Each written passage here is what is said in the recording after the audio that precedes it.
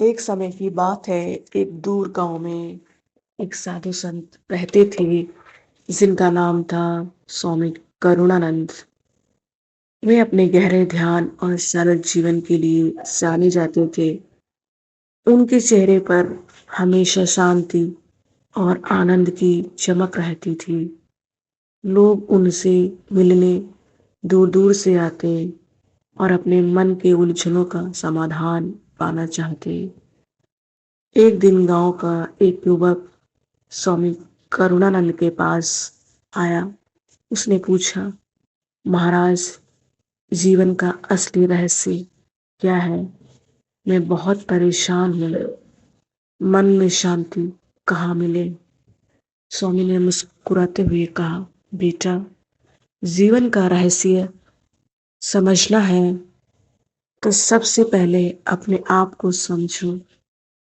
جیسے ندی میں پانی بہتا ہے، ویسے ہی ہمارے جیون میں، ہمارے من میں وچار و بھاونائیں چلتے رہتے ہیں۔ جب تم ان وچاروں کو ایسے ہی آتے جاتے دیکھتے رہو گے، ارتھات انہیں پکڑنے کی کوشش نہیں کرو گے، تو من شانت ہو جائے گا۔ یوک بولا، پر ایسا کیسے کروں؟ سوامی نے ایک چھوٹا سا پریوگ سمجھایا۔ ہر دن کم سے کم 5 منٹ بیٹھ کر اپنی سانسوں پر دھیان دو۔ جب من بھٹکتا ہے تو اسے بنا کسی غصے یا شکایت کے واپس سانس کی طرف لے آؤ۔ دھیرے دھیرے یہ ابھیاس تمہیں جیون کی سچائی، اس آنند شانتی کے پاس لے کر جائے گا۔ سوامی کرونانند کی باتیں سن کر یوک نے من میں ٹھانا کہ وہ روز دھیان کرے گا۔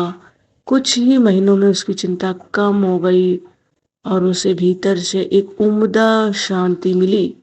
اس نے سمجھا کہ جیون کا رس اس سرل سویکرتی میں چھپا ہے کہ جو بھی ہو اسے ویسے ہی سویکار کرنا، بنا لڑائی یا اس سے بھاگنے کے۔ سمے کے ساتھ وہ یوک بھی گاؤں میں لوگوں کا مارگدرشک بن گیا اور سوامی کرونانند کی شکشاؤں کو آگے پھیلانے لگا۔ اس طرح سادھو سنت نے نہ کیول اپنی جیون کا رہسیہ سلجھایا بلکہ دوسروں کے لیے بھی جیون کی گہن باتیں سرل کر دی۔ کیا آپ